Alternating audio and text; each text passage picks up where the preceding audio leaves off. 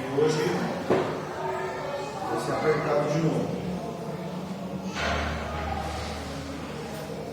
A gente parou aqui, ó. Eu vou passar por cima rapidão e vou dar uma tarefa para vocês. A tarefa é essa que o Lucas já fez no sábado comigo.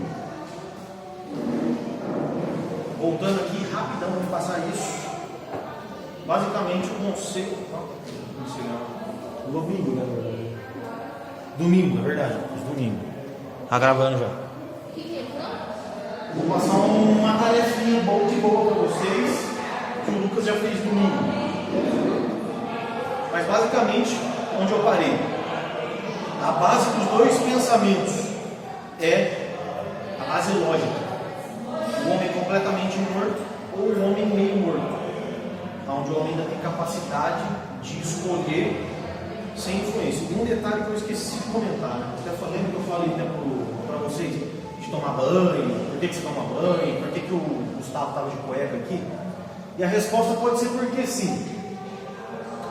Porque sim é uma resposta livre do que te leva a tomar banho ou não?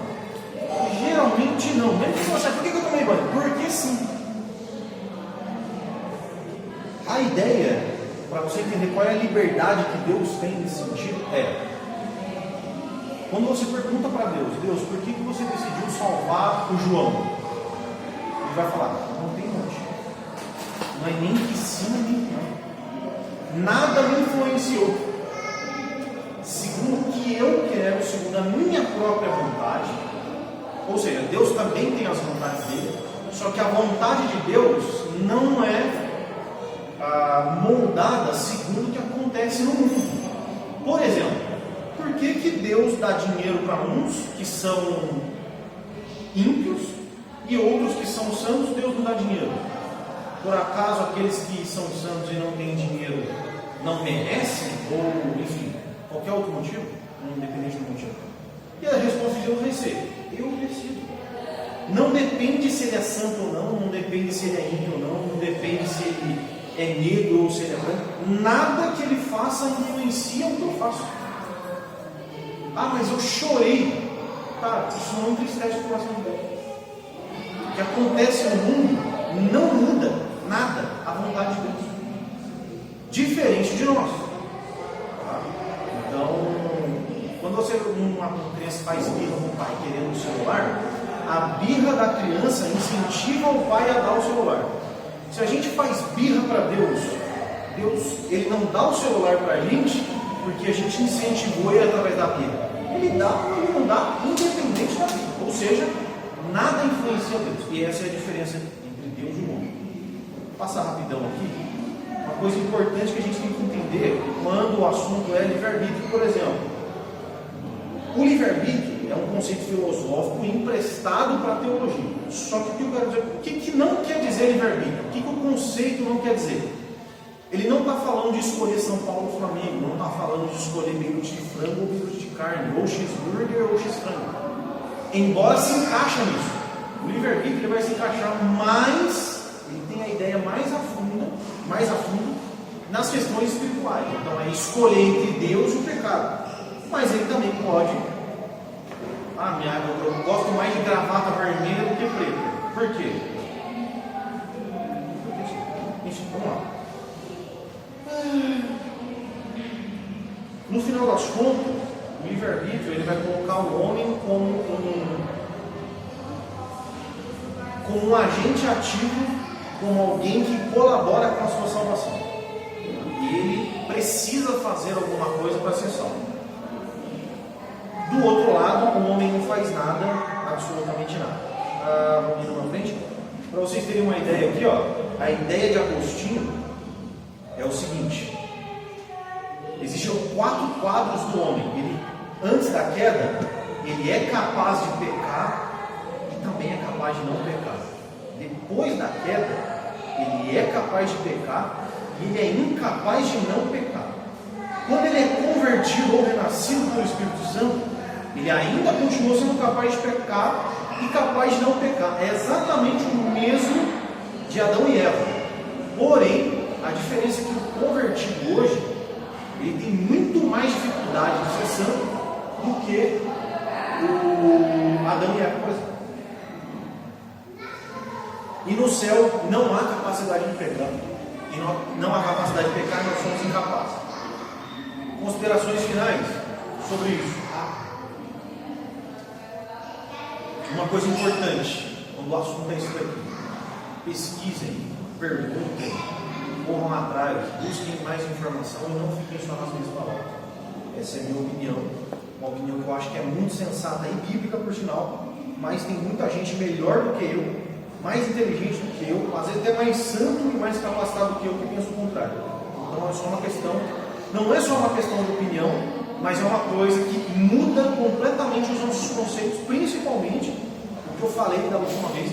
Isso vai influenciar profundamente o evangelismo e a pregação. Eu não vou ler isso daqui, e é aqui que vai estar a tarefinha que eu vou passar para vocês depois. Vou mandar para vocês parte de um livro. Tem, sei lá, 6 ou 7 páginas. Rapidão vocês vão ler.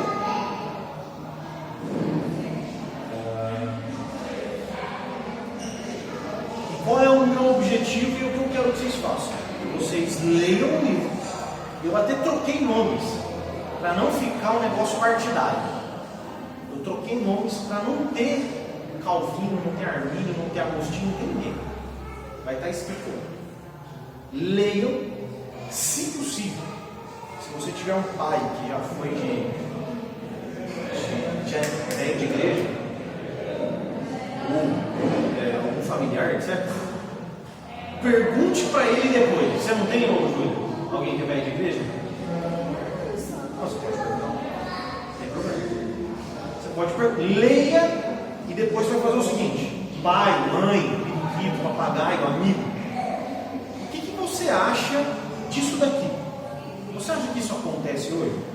Você acha que isso de fato é um retrato dos problemas assim, um negocinho assim, que às vezes nem é tão ofensivo, né? Nem tão forte, mas é uma paradinha assim, ó, vira uma bola e tirem as suas conclusões. Beleza?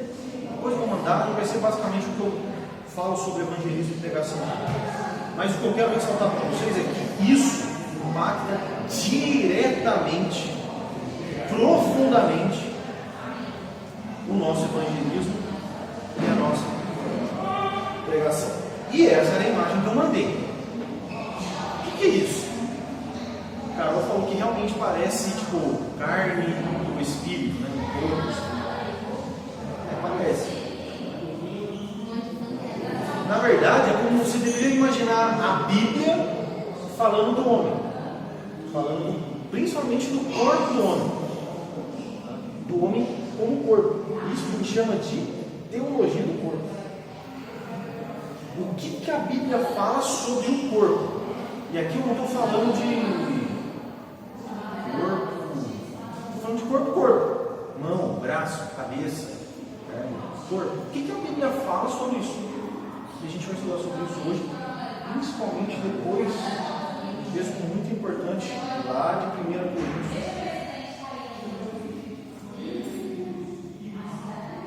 Capítulo 6.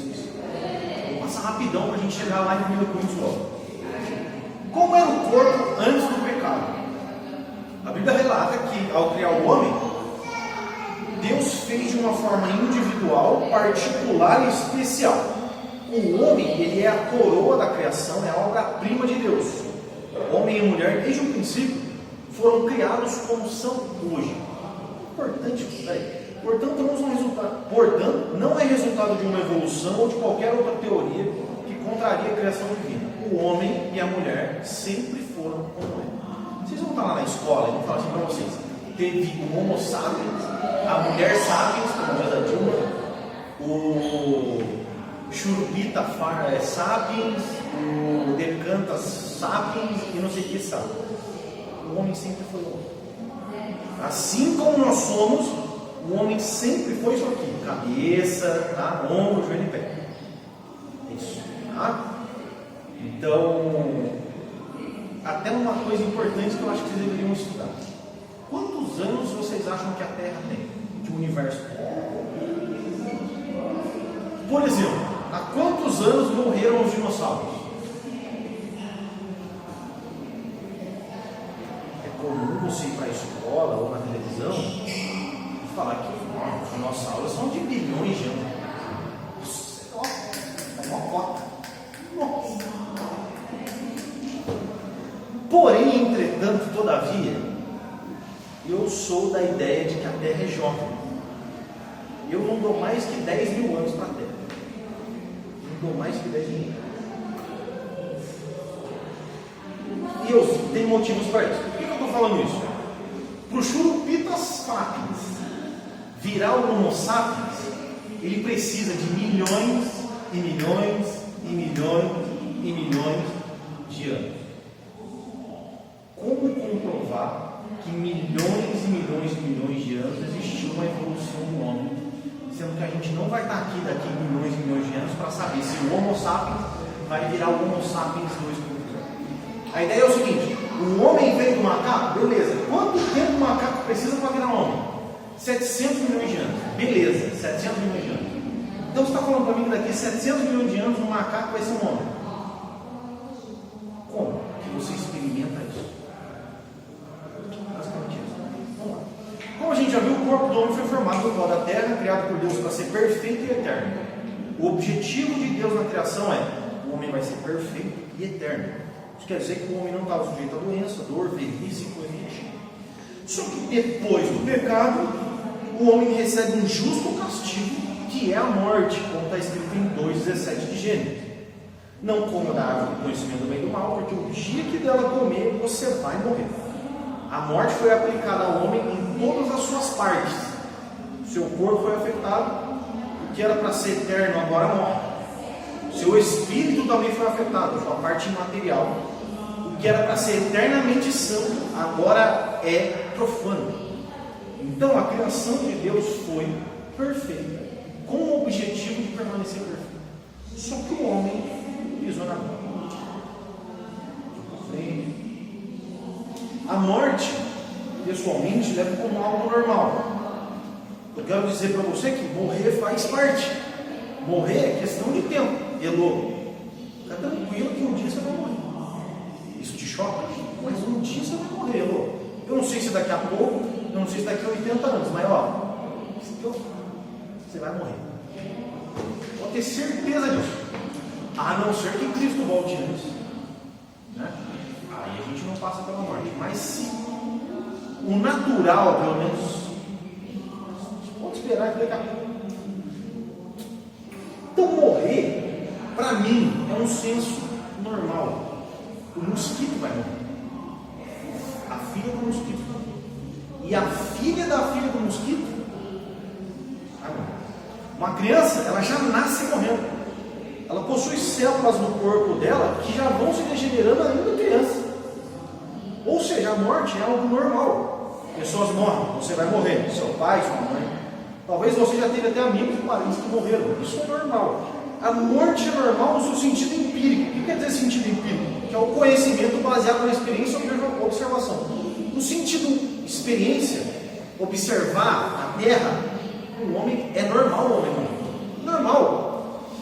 Só que a morte não é normal no seu sentido natural ou original. O homem não foi criado para morrer. O homem, o normal de Adão é que ele era vida e jamais a morte. Deus criou o homem então com o objetivo dele ser perfeito. A morte então passa a ser o anormal da perfeição de Deus. Outro detalhe importante é que além da morte não ser normal no seu sentido natural ou original, ela também é resultado do pecado. Você já viu, vocês são novos, mas vocês já viram aquelas mensagens de corrente que a pessoa fala assim, ó, manda para 20 pessoas, que se você não mandar você vai morrer? Você já viu, né? Agora, vamos inserir o nosso querido mosquito na nossa discussão. Imagina uma conversa entre um mosquito. Não sei se você sabe, mas um mosquito é o nosso querido pai da Júlia. Não era mosquito realmente, tá? Exatamente. Um amigo do mosquito, fala mosquito, como é que você tá, moleque? Mosquito, mais ou menos. Ô louco, mosca, o que aconteceu? Tá um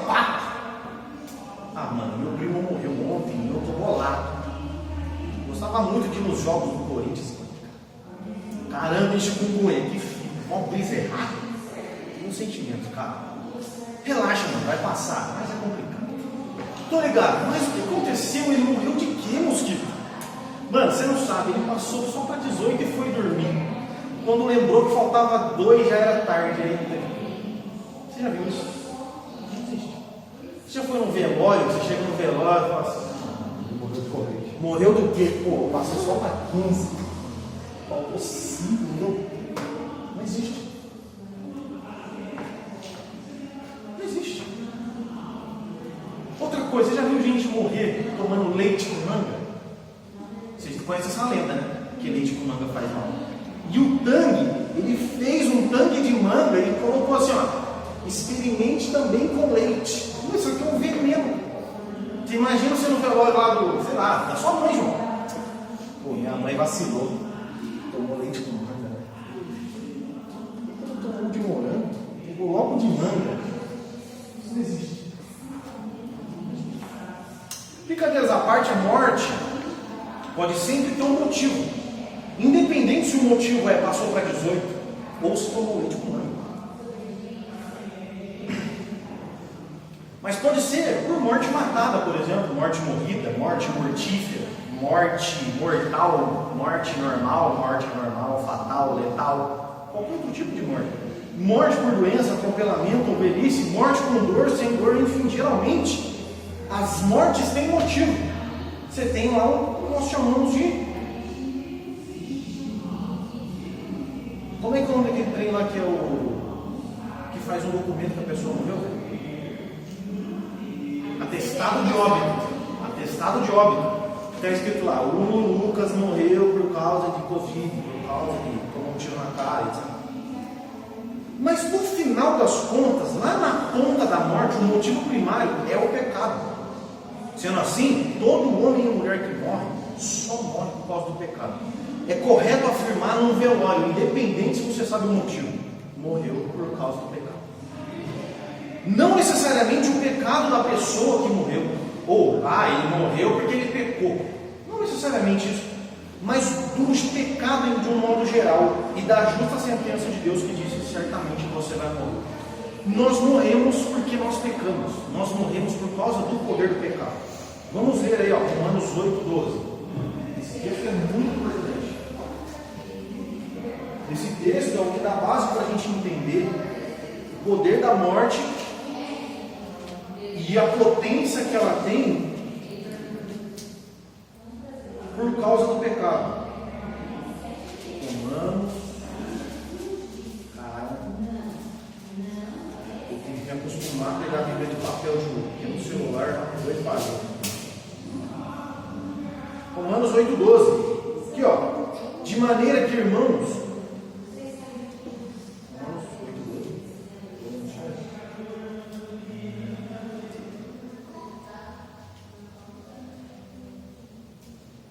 De maneira que, irmãos, somos devedores, não a carne para viver segundo a carne. Porque se viver segundo a carne, vereis.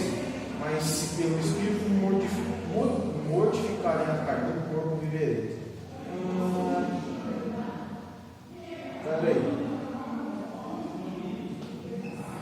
Não é que não. Vamos ver o 7 aqui, né? 7:12.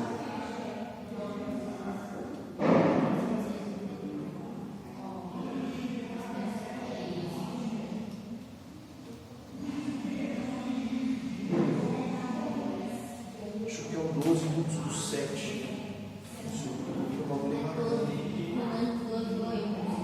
12:8? Pode ser, mano. Eu confundi, pode ser também. 12:8. Não, não.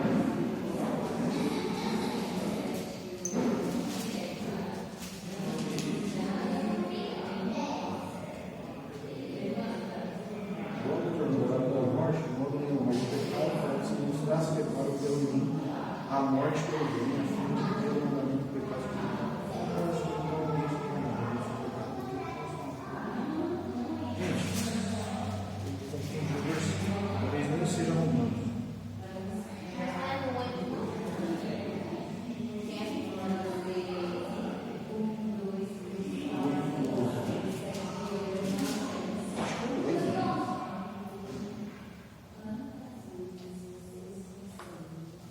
Ah, acho que foi o outro 10. Se Cristo está em vós, o corpo, na verdade, está morto por causa do pecado. Ah, se o Espírito daquele não tem nada a ver.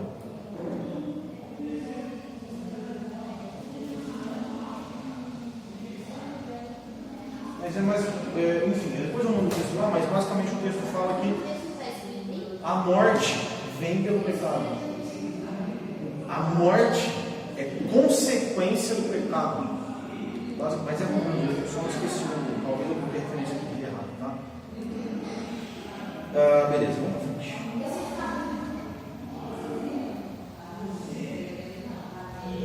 Como que a gente entende no Antigo Testamento? Fala sobre, ele utiliza bastante o termo carne para expressar corpo, tá? Cabeça, ombro, joelho e pé. Você vai encontrar no Antigo Testamento a palavra carne.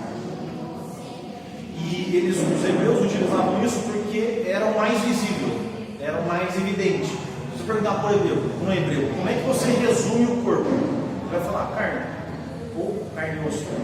Mas é porque ele via essa evidência e chamava todo o corpo de carne. Então, você vai ver isso. Por exemplo, aqui ó, Gênesis 40, 19, fala carne. E essa carne também se encontra com os animais. Quando ele fala carne dos animais. Como eu coloquei também, ó, é a parte exterior mais visível. Que também pode significar o corpo inteiro do homem.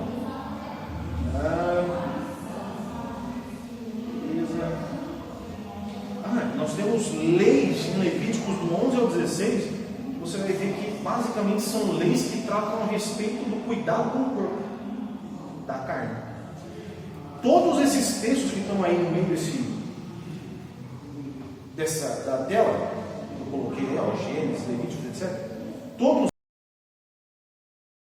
hebraico, bazar de vender papel, mais ou menos isso, nada a ver. Que significa carne e corpo, tanto de homem quanto de animais. É a mesma palavra para falar do corpo dos animais e dos homens. No Novo Testamento é um pouco diferente.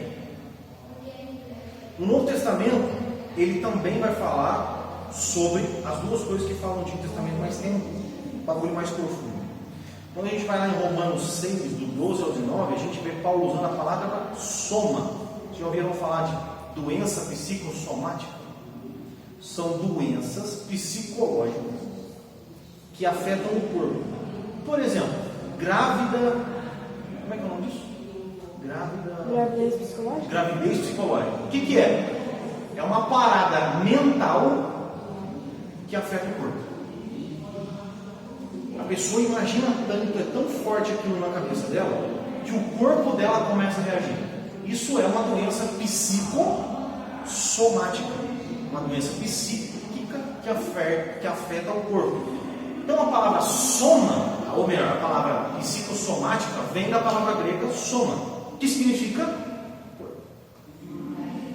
No caso de Romanos 6, por exemplo, ele fala do corpo físico do homem. Ele pede para que os romanos não permitam que o corpo dele seja dominado pelos desejos. A gente não vai ler aqui para a gente acelerar, mas quando você lê Romanos 6, do 12 ao 19, Paulo começa a dar orientações para você não pegar o seu corpo, o seu braço, sua perna, sua cabeça, mas principalmente os órgãos sexuais do homem, para que ele não utilize isso conforme os seus meros desejos, para que ele refreie isso.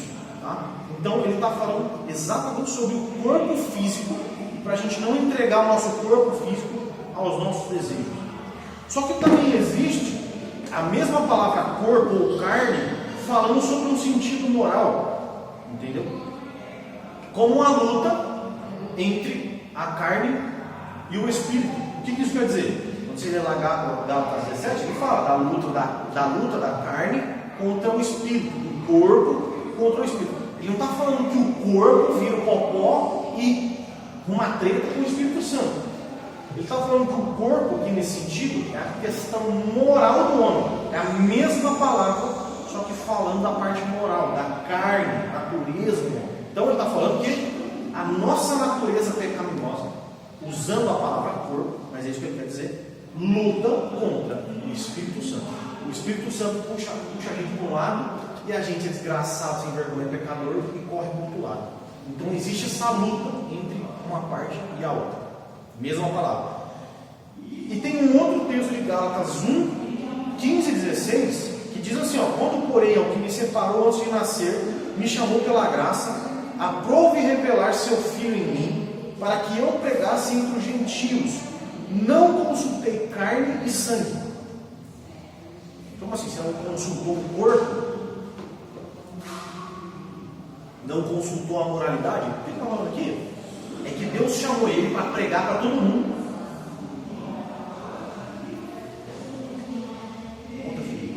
Deus chamou ele para pregar para todo mundo. E ele não, nessa pregação dele, ele não consultou opinião de homens, corpo de homens e moralismo de homens. Eu não consultei nem carne e nem sangue. Ou seja, a única coisa que eu consultei foi a palavra de Deus. Não tive consulta humana na minha pregação. Bora, para frente é mais importante. Agora sim. 1 Coríntios 6. Não precisa dar um pouquinho os textos. Vocês vão ler. Antes de começar, vou explicar uma coisa para vocês. Olha só, nem tudo que está na Bíblia é palavra de Deus. Nem tudo que está na Bíblia é palavra de Deus, tá? Em que sentido?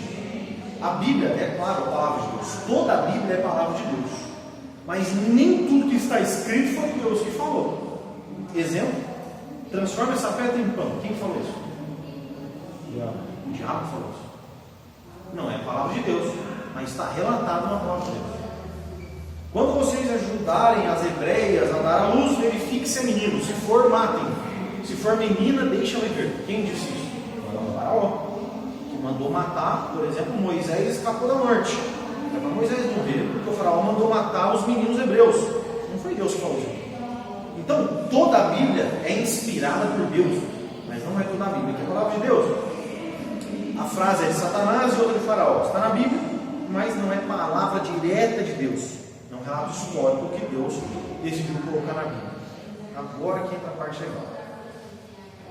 1 Coríntios 6, do 12 até o 20. O Lucas já viu isso. O texto diz assim, ó. Deixa eu abrir os dois aqui. Geralmente, vocês vão... Agora, deixa eu ver até que oração.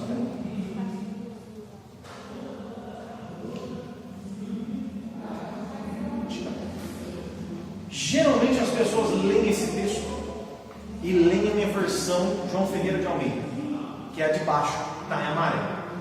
E está escrito: todas as coisas me são listas, mas nem todas convêm. Todas as coisas me são listas, mas eu não me deixarei dominar por nenhuma. Qual é a diferença que você encontra na João Ferreira de Almeida para a NVI? Diferença entre o que é lícito e o que é permitido. Não, sim, mas assim, ainda não vamos falar do texto. Na escrita, o que chama a atenção que uma escrita tem e a outra não tem? Tem alguma coisa que chama a atenção? Tudo. Não, mas não. Vocês notaram que na NVI tudo me é permitido está entre parênteses? Geralmente, quando você coloca algo entre parênteses, o que você está fazendo? Citando alguém. Na João Ferreira de Almeida não tem. Qual é o problema que geralmente a NVI ela acertou aqui nesse sentido? Geralmente você vai encontrar pessoas falando assim, ó: Paulo disse, tudo me é lícito, mas nem tudo me convém. Paulo disse isso. Paulo disse, nem tudo convém. Ele não disse tudo é permitido. Paulo disse, não me deixarei dominar por nada. Ele não disse que tudo é permitido. Quem disse que tudo é permitido? Outras pessoas, e não Paulo. É por isso que você precisa notar no texto, que aí a NVI saiu na frente, que se você olhar João Ferreira de Almeida, a impressão que se tem é que Paulo está falando que tudo é permitido. Mas não é tudo permitido. O que Paulo fala é que nem todas convêm. Então, olha essa diferença, que vai fazer diferença. O texto começa com uma frase, uma das mais famosas de Paulo. Essa é uma das frases que o povo mais lembra, assim, ó. Acontece que muito provavelmente essa frase não é de Paulo. E se a frase não é de Paulo, muita coisa muda. É comum você encontrar pessoas que utilizam esse texto para falar o seguinte: imagina um jovem que quer ir para um prostíbulo. Aí ele chega ao pai dele e fala assim: pai, posso ir no prostíbulo? O pai é crente e entende que seu filho precisa começar a decidir as coisas sozinho agora. Aí o pai fala: filho, todas as coisas é lícitas, mas nem todas convêm. O pai diz isso entendendo que o crente é livre e que todas as coisas são permitidas. Você já viu? Eu vou falar aqui, acho que eu trago aqui. Então mais pra frente eu vou pensar isso. Já falaram assim para vocês: posso fazer tatuagem? Aí a pessoa fala assim: ó, poder você pode. Poder você até pode. Mas será que convém? Você como cristão, será que convém? Posso matar um cachorro na rua? Você até pode. Mas quem diz que isso convém? Não tem nada a ver. Primeiro, você deu uma olhada para isso, falou que eu falei de tatuagem. Pode fazer tatuagem. Não é pecado. E eu falei. Vamos pegar outro exemplo. Posso pôr silicone? Pode. Agora, posso pôr 10 litros de silicone?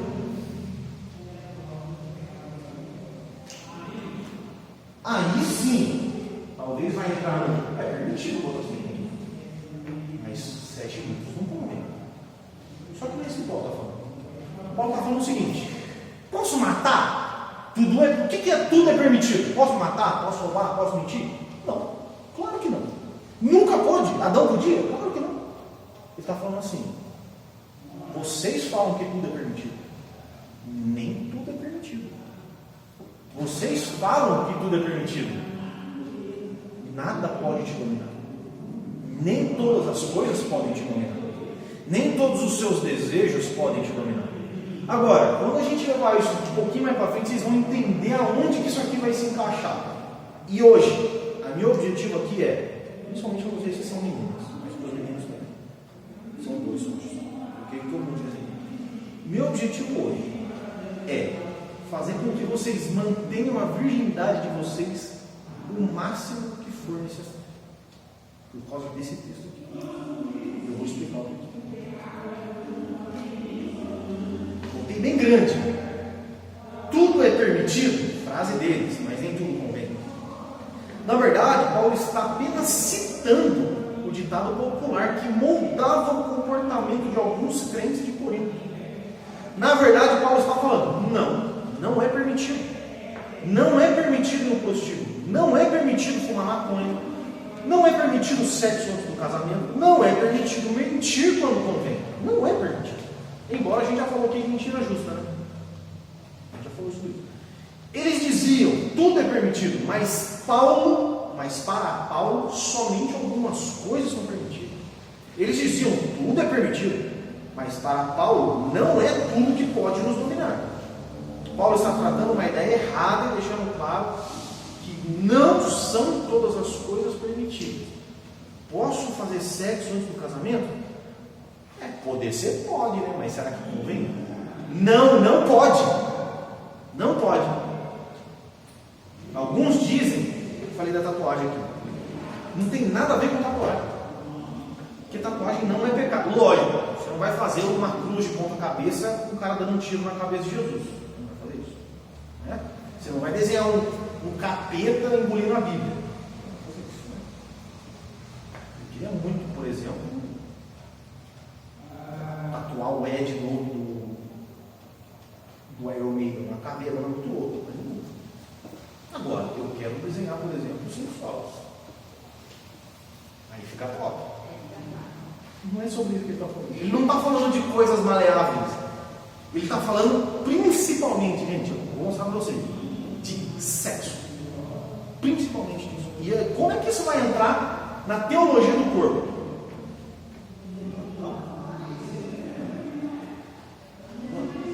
Vamos, computador, que é permitido quebrar posicionamento. No mundo grego antigo existiam 2 ideias principais. A primeira é tipo assim, o meu corpo não presta, então eu não posso satisfazer as vontades do meu corpo. Por exemplo, estou com vontade de comer. um beirutão. Não vou fazer isso. Porque isso é degradante para o meu corpo. Eu não posso satisfazer as vontades do meu corpo. Eu tenho que matar a minha carne. Essa é uma ideia grega. A outra ideia grega era completamente o oposto. O corpo precisa ser satisfeito a qualquer custo. Fome, sede, sexo precisa ser satisfeito. Isso daqui levou a uma ideia chamada hedonismo, que é o seguinte: o prazer acima de qualquer coisa. E por quê? Porque a gente não tem nada do outro lado. Morreu, acabou. Se morreu, acabou, vamos fazer tudo aqui, cara. Não tem por que eu ficar me preocupando com o pós, sendo que não existe pós. O negócio é aqui. Então vamos fazer sexo, vamos comer beirute o dia inteiro, vamos tomar açaí o tempo todo, que é isso. O negócio é satisfazer as vontades da carne. Provavelmente esse texto está mais relacionado, ou melhor, está relacionado à segunda possibilidade, que é o que? Fazer a desordem. Vamos arrebentar. Além disso, provavelmente esses corintianos eram como hipercalvinistas. Olha que tem um problema com isso. E acreditavam que, já que Jesus morreu na cruz pelos meus pecados, então não tem problema. Não tem pecado, gente. Eu sou salvo para sempre. Olha, Jesus me salvou, perdoou os meus pecados, estou para sempre salvo. Jesus já levou os meus pecados na cruz.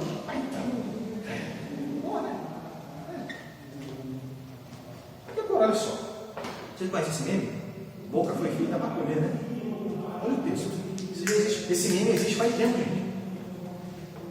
O texto, 1 Coríntios 6,13.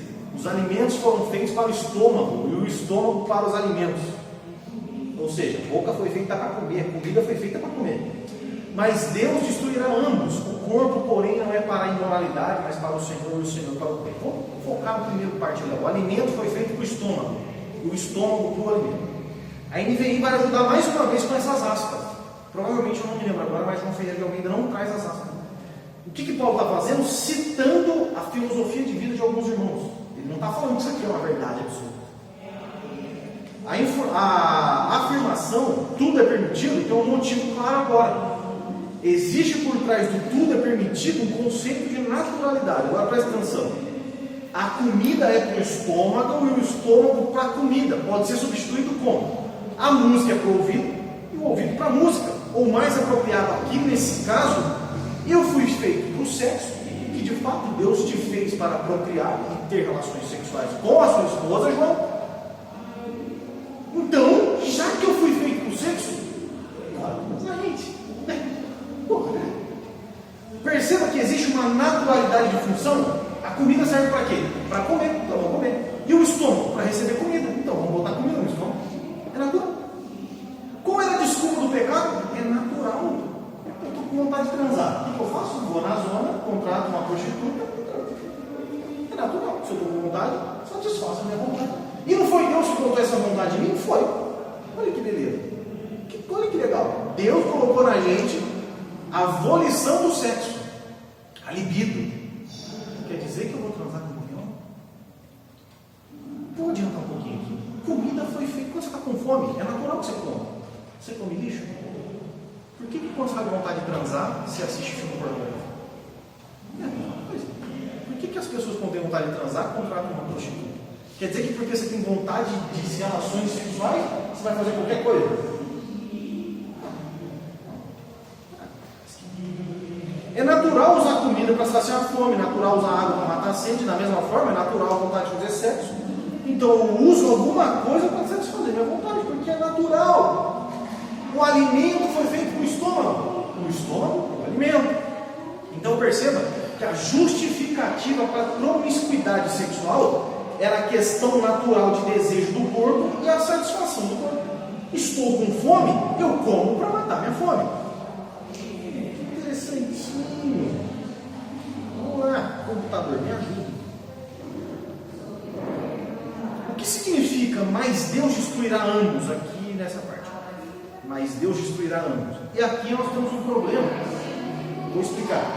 Tem um comentarista que ele sugere que essa aspas aqui, ó, vocês estão vendo?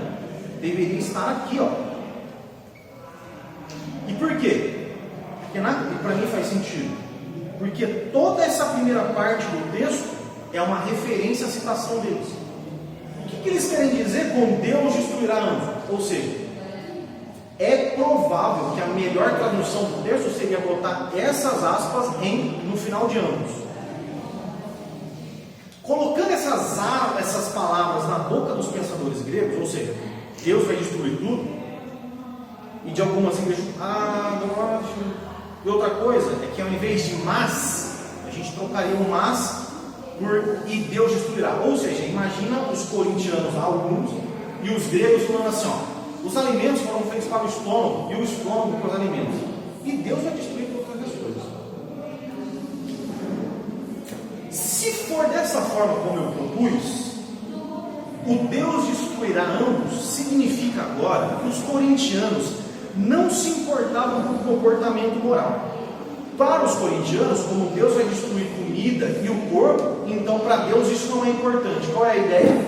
Já que Deus vai destruir o corpo e o alimento, talvez para Deus isso não seja relevante. Ou seja, se para mim, se o corpo para Deus não é relevante, o meu corpo físico, então não tem problema eu pecar no meu corpo, não tem problema eu satisfazer as vontades, porque Deus nem se importa com isso.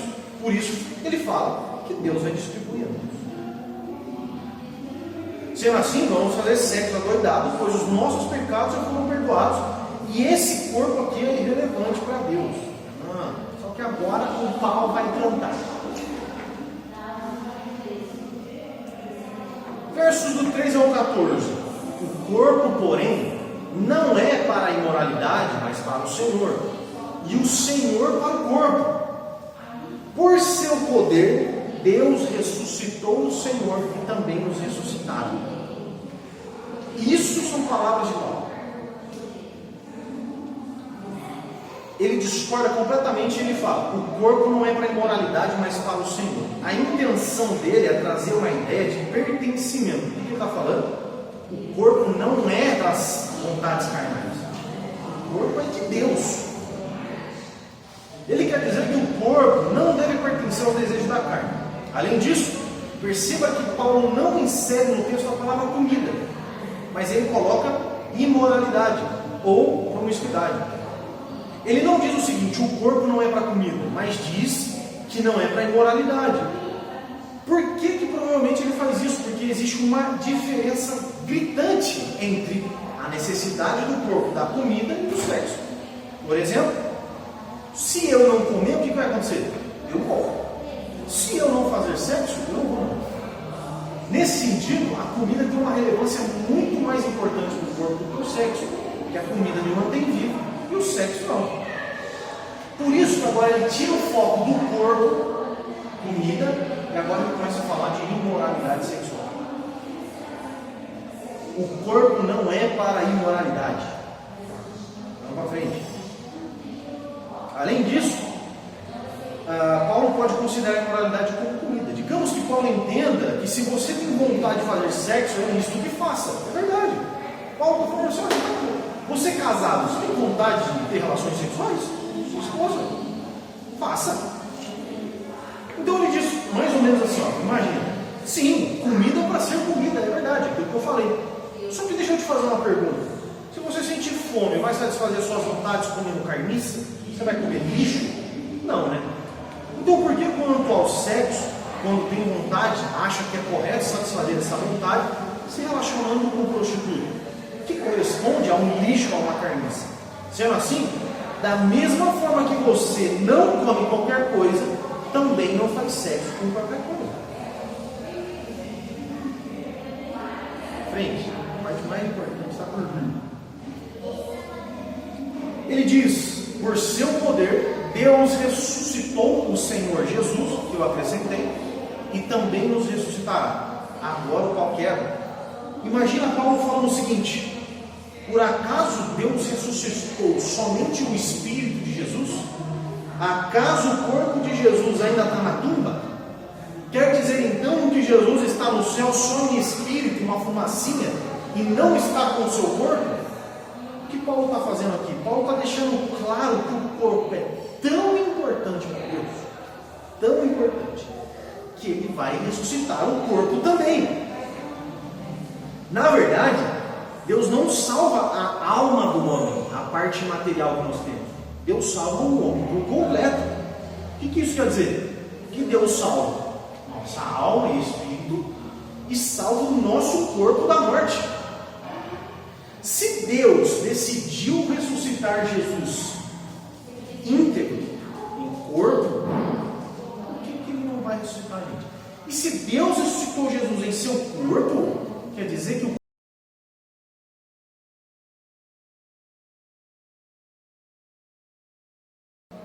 agora começa a entender isso aqui. O cara está colocando a ressurreição de Jesus na parada. Está começando a inserir Jesus na parada, falando assim: se o corpo não é importante e Deus vai destruir tudo, por que Jesus ressuscitou em corpo glorificado? O caboclinho lá, Tomé? Ah, não deve ser, não é possível. Ah, não sou? Volta aqui. Volta aqui. Como é que você está, irmão? Você está bom? Volta aqui. Por que isso também sentir as feridas? O corpo de Jesus está bem. Então, o corpo de Jesus não é importante? Por que Deus ressuscitou o corpo dele então? Assim como Jesus ressuscitou e ressuscitou com o seu corpo, nós também vamos.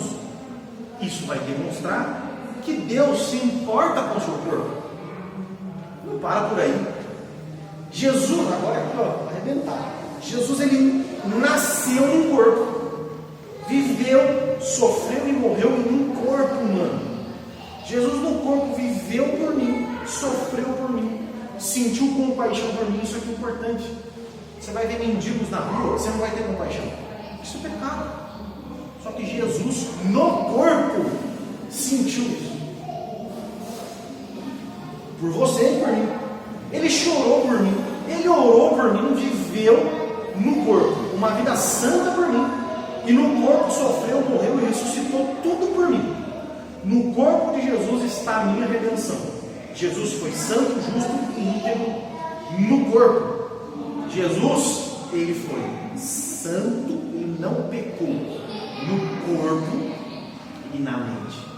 Jesus, ele foi justo no corpo e na mente, íntegro em todos os sentidos no corpo e na mente. Jesus apanhou no corpo, foi morto no corpo, e tudo isso que Jesus fez e passou foi por mim. O corpo de Jesus moído é como se fosse o meu próprio corpo. Ele fez aquilo por mim. O que isso quer dizer? Que a punição de Jesus foi substitutiva, tanto no sentido espiritual, de eu não sofrer eternamente no inferno, quanto no sentido corporal. Jesus substituiu a punição no meu corpo. O que isso quer dizer? Que as pessoas que morrerem sem Cristo serão punidas no corpo. Elas ressuscitarão também, e no inferno serão punidas no corpo. Não vai ser punida no sentimento.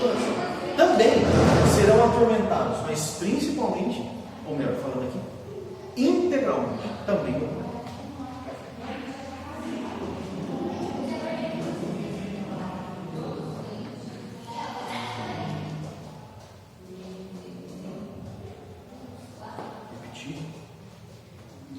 Agora vem o mais pesado.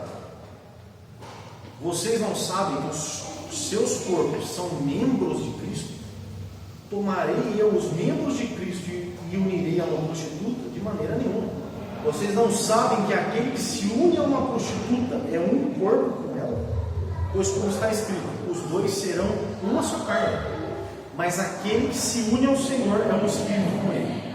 Paulo compara a união de um corpo entre um homem e uma mulher num ato sexual com a união que nós temos com o corpo de Cristo. O relacionamento sexual é, segundo a Bíblia e até a ciência, um ato de intensa união entre dois corpos. A relação sexual dá para o casal a experiência mais profunda entre duas pessoas. Um pastor da minha antiga igreja, ele dizia o seguinte: que um casamento pode ser cancelado caso o casal ainda não tenha tido relação sexual. Um casamento só é casamento quando há relação sexual. A cerimônia, as músicas, as palavras do pastor e assinar um papel não consumam o casamento, mas o ato sexual. O que ele quer dizer? Júlia, aceito, top, maravilha, top. Júlia e o Lucas se casaram. Só que eu não sei o que aconteceu com os dois, passaram um mês sem relação sexual.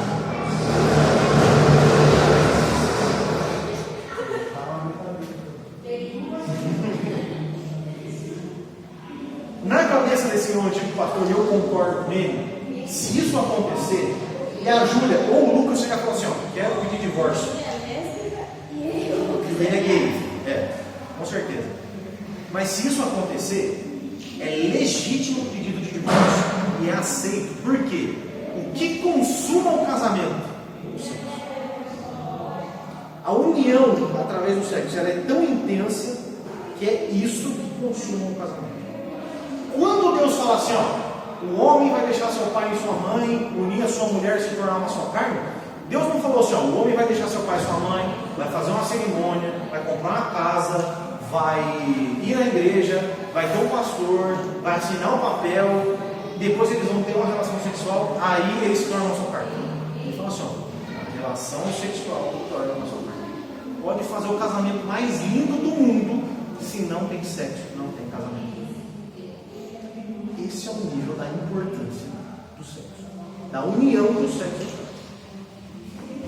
Paulo deixa claro que a união com uma mulher, seja ela prostituta ou não, é a consumação do casamento e a união mais profunda entre duas pessoas. E Paulo ainda fala que os dois serão uma só. Paulo compara a união entre um homem e uma mulher no ato sexual com a união que temos com o corpo de Cristo. Eu coloquei isso bem grande. Fala para mim que você está entendendo o que eu estou te ensinando. Paulo está deixando claro que se unir a uma prostituta, a sexualidade deliberada, é uma união tão potente que ele compara o sexo com a união entre o pecador arrependido e Jesus. Nós estamos unidos a Cristo, se chama união hipostática. Não vou explicar agora o termo, porque ele é muito complexo. A união hipostática é assim. O Espírito, ele vai falar aqui depois, o Espírito Santo habita em nós. O que é o Espírito Santo? O Espírito Santo é como um representante perfeito de Cristo dentro de nós. Essa é a união que Jesus tem com nós, através do seu Espírito. Agora olha só que interessante, um dia eu estava estudando e chorei. Você acha que se Jesus estivesse vivo, em carne, agora aqui, ensinando a gente, seria melhor? Você acha que, imagina os discípulos, estavam com Jesus ali do lado deles. Você acha que é um privilégio muito grande ter Jesus do lado, em carne e osso? Você acha que seria mais fácil ser crente? Você acha que seria mais cativante ter Jesus em carne e osso aqui agora, como foi nos tempos dos discípulos? Você acha que sim? Seria mais fácil? Parece que sim, né? Só que aí não. A gente é tão sem vergonha e sem fé que Cristo falou assim: eu vou, só que eu vou enviar um cara que é exatamente como eu. A gente pensa nisso porque a gente acha que pegar em Jesus é algo mais extraordinário. Fala, não, imagina, eu vejo, pô, Jesus aqui curando um cego. Teve gente que viu Jesus curando um cego e não creu. Agora olha que incrível. E essa é a parte mais extraordinária. Jesus falou assim: ó, eu não vou estar. Qual é uma limitação de Jesus? Embora ele estivesse limitado, mas não limitado terrenamente, enquanto Jesus estava na Judéia, ele não estava na Samaria. Enquanto Jesus estava lá na Galileia, lá em cima, ele não estava na Judéia. O Espírito Santo é o próprio Cristo dentro de mim. Aqui, aí, ou lá na sede, em todos os lugares, através do Espírito Santo. É um erro achar que Jesus carnal é melhor do que o Jesus espiritual, porque o Jesus espiritual nos auxilia o tempo inteiro. Claro que Jesus ainda enquanto poderia falar assim, como ele falou, por exemplo, um centurião, um soldado romano: você pode curar minha filha só com uma palavra. Beleza, sua filha está salva, está curada, pode ir lá que ela está viva. E nem foi lá. Não foi. Só que você percebeu que esse cara precisou ir até Jesus, não falar com ele? Jesus está aqui. Jesus fala isso. Essa limitação nós não temos mais, justamente porque Jesus mandou para a gente algo melhor. E esse algo melhor, ele está unido a nós. Quando alguém fala, tem uma música diante do trono, que as crianças falam assim: grande, tão alto, profundo, é maior que o mundo, mas é pequeno, cabe lá dentro do coração de quem se entrega ao céu. Eu chorei, mas é isso. Jesus está unido a nós, e Paulo compara essa união com a relação. Só mais um pouquinho, eu vou passar para frente, a gente ir para o final. Não é uma questão mais teológica, mas é uma questão empírica. O que é o empírico? Observação terrena. Existe história de mulheres, principalmente mulheres, que não conseguem se desvencilhar do sentimento que tiveram com o primeiro homem com quem elas se relacionaram sexualmente. Existem mulheres que não conseguem, o cara largou ela, o cara nem está mais com ela, nem gosta mais dela, mas ela se sente tão aprisionada àquela pessoa por causa do lado sexual que ela teve com ela. Talvez isso seja até mais prejudicial para a mulher, assim, estatisticamente falando, do que para o homem. Então tome cuidado. Por isso que eu falei principalmente vocês mulheres. Principalmente vocês.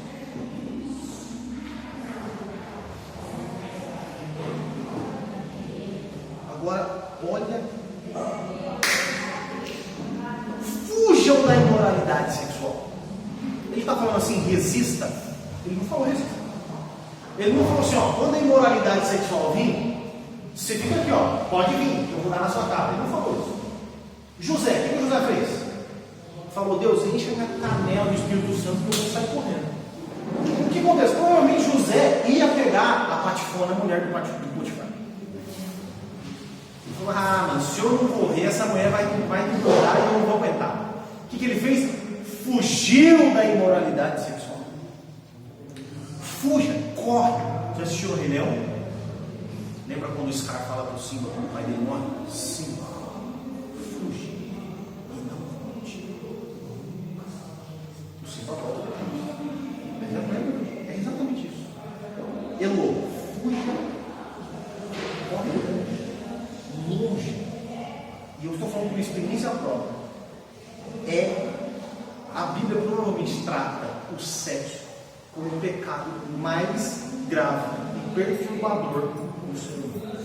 Provavelmente duas coisas que meio que se relacionam: dinheiro e sexo. Dinheiro compra sexo. E sexo geralmente pode vir através do dinheiro.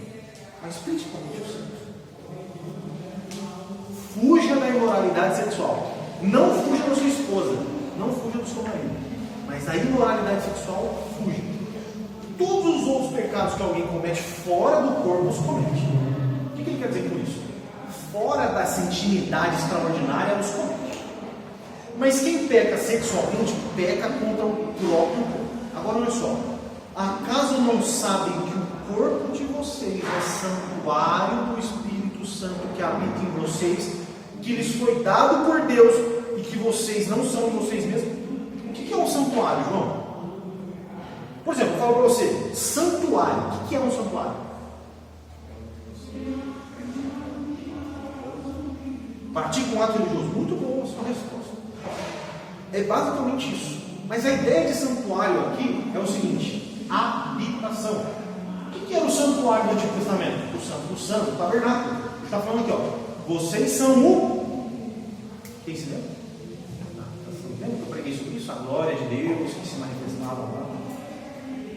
A glória de Deus chama Shekinah ou Shiná, habitação. Vocês são a Shekinah de Deus, do Espírito Santo. Derrama a sua habitação. Nós somos a própria Shekinah de Deus. A habitação de Deus somos nós. Nós somos o templo do Espírito Santo. Aonde o Espírito Santo habita? Em nós. O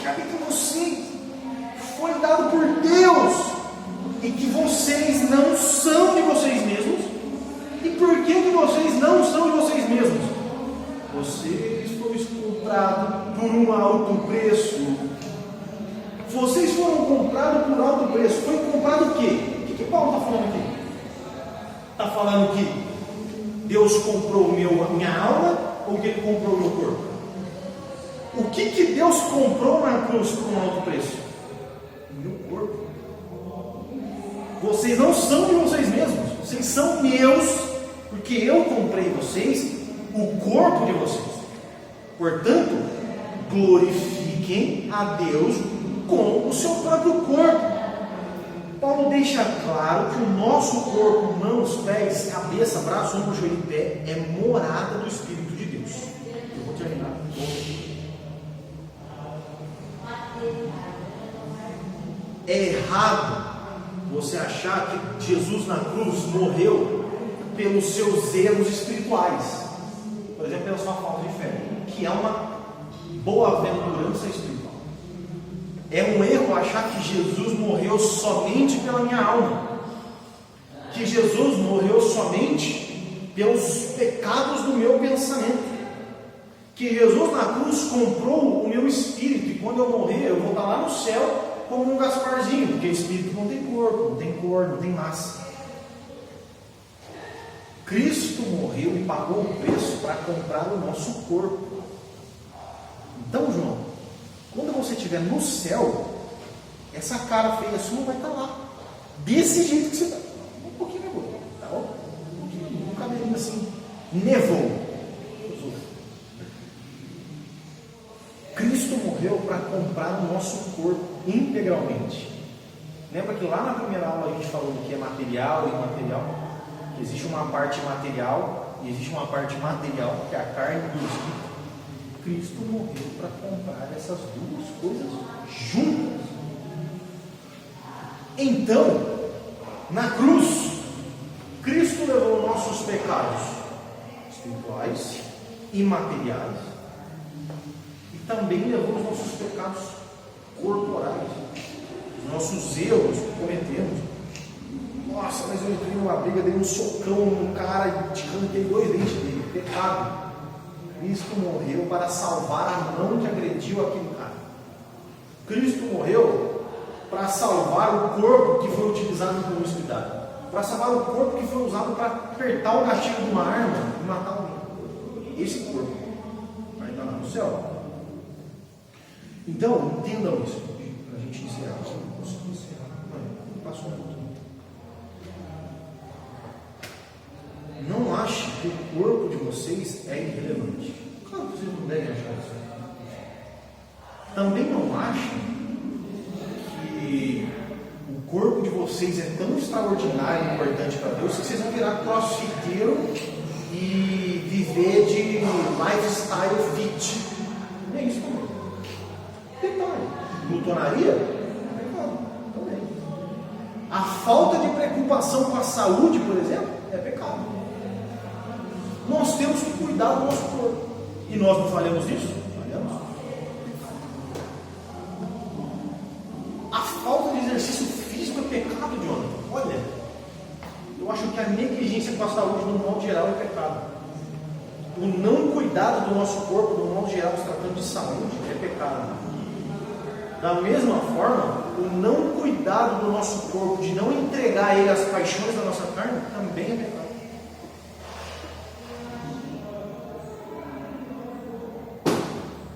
Paguem a Smart Fit, façam abdominais, enfim, não sei. Às vezes também isso vai realmente incomodar. Olha para você ver que interessante, Manu. O pecado não trouxe doença? E trouxe doença que afeta o nosso corpo. Obesidade é uma doença. No céu, os obesos serão curados. Agora você imagina um cara obeso, doente, no céu magro. Que será curado? Ah, mas é que eu tinha problema de tireoide.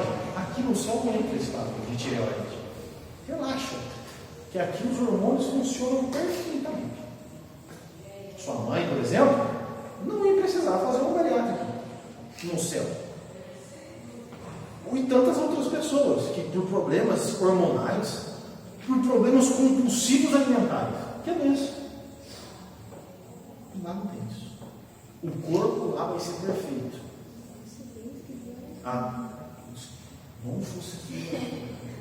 É que eles estão orando, né? Começa a respeitar. Mas tenham isso em mente. Deus se preocupa com o corpo de vocês. É um dever de vocês cuidar do corpo de vocês. Seja quanto à saúde, que é importante, mas principalmente quanto às suas questões morais. E principalmente vocês estão aqui hoje, principalmente vocês mulheres. Tomem cuidado com a sexualidade de vocês. Isso é grave. E ao mesmo tempo, isso é uma bênção de Deus. Detalhe. A falta também de. Eu já falei isso com você. É normal, gente. Quantos anos você está? Você vai fazer 13 anos? Eu não sei você, mas é normal as pessoas terem curiosidade nas áreas sexuais. É normal as pessoas terem vontade sexual. É normal. Agora olha só, vou falar uma coisa para vocês que o pai de vocês já falaram. Vocês já estudaram anatomia humana? Vocês sabem que o homem tem um pênis e a mulher tem uma vagina, né? Aqui tá bom. Existe uma coisa na mulher, vocês sabem o que é um tal de clitóris, né? O corpo da mulher tem um negócio chamado clitóris que só serve, só serve para isso, dá prazer. Só isso, mais nada. Para que mais nada? É só para isso. Pensa com a cabeça dos gregos. Se o clitóris só serve para isso, então eu vou fazer isso. É normal ter a vontade. Anormal é não ter vontade. É o que você falou. Imagina a Júlia casa por um mês sem nada. Ou um é gay, um é lésbica, ou os dois estarão errados nesse bagulho. Mano, não tem. Quando eu fui casar, eu ficava assim: vamos passar aqui, vamos embora. Bora. Vamos. Gente, é normal. Pergunta pro pai de vocês. 5 anos, velho. 5 anos. Ó, pastor, vamos? Bora. Eu aceito. E tá vendo? Eu já não tinha livre-arbítrio. Depois que eu casei, eu não tenho menos ainda. Aí que eu não tenho mesmo livre-arbítrio. Mas entenda que isso é normal. Anormal é o corpo doente que não tem testosterona suficiente, que não tem libido suficiente. Isso é normal. Consequências do pecado. Então cuidem-se.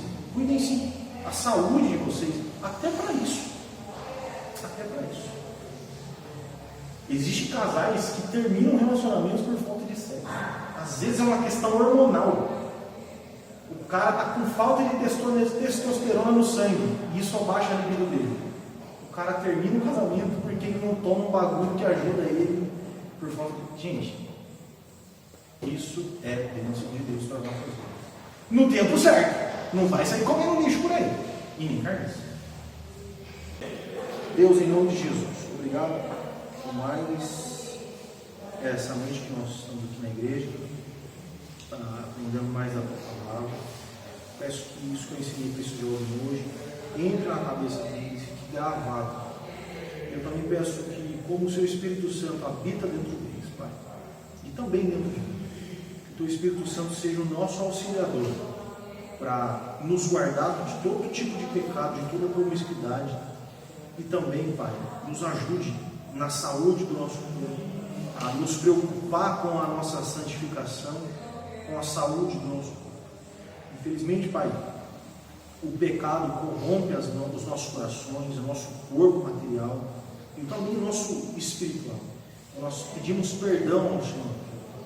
Nos abençoe, Pai, com o teu perdão, com a tua graça, e nos ajude a sermos mais santos espiritualmente e também mais santos corporalmente. Obrigado, Deus. Nos leve em segurança para nossas casas. Nos dá o teu Espírito, em nome de Jesus. Amém. Valeu, gente. Eu vou mandar para vocês